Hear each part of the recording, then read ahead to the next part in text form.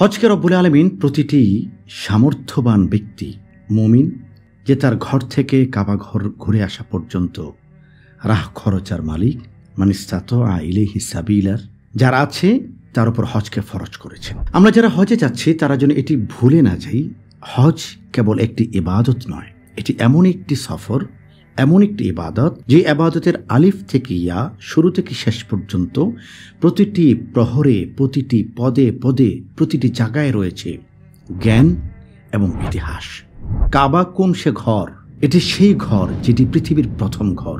মক্কায় আছে ইব্রাহিম খলিল রোড, আরাফা, মিনা, মুজদালেফা, সাফা, মারওয়া, মাকাম ইব্রাহিম, হাতিমে কাবা।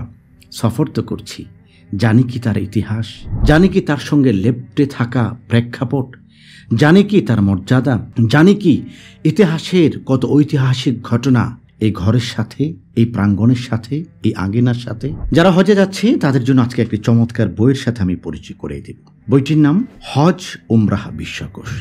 উপরে 3টি বাক্য আছে, বাক্যগুলি খুবই গুরুত্বপূর্ণ। মানচিত্র, ইতিহাস, ঐতিহ্য ও বিধিবিধান। আমরা হজের ক্ষেত্রে কেবলই বিধানটা জানতে চাই, হুকুমটা জানতে চাই, আহকামটা জানতে চাই, ইতিহাসটা জানতে চাই না।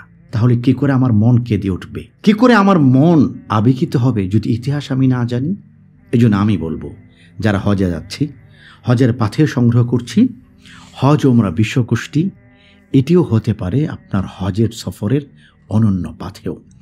কারণ হলো এই বইটির প্রতিটি পাতায় পাতায় আপনি ইতিহাস পাবেন, আপনি ঘটনা পাবেন, আপনি পাবেন যে জায়গায় আপনি দাঁড়িয়ে আছেন এই জায়গায় আজ থেকে 1000 বছর আগে বিশ্বনবীর সাথে কোন সে স্মৃতি জড়িয়ে আছে। এজন্য যারা হজে যাচ্ছে এবছর, অথবা আমার কাছের যে মানুষটি হজে যাচ্ছে, তার জন্য হজ উমরা বিশ্বকোষ হতে পারে অনন্য সংগ্রহ।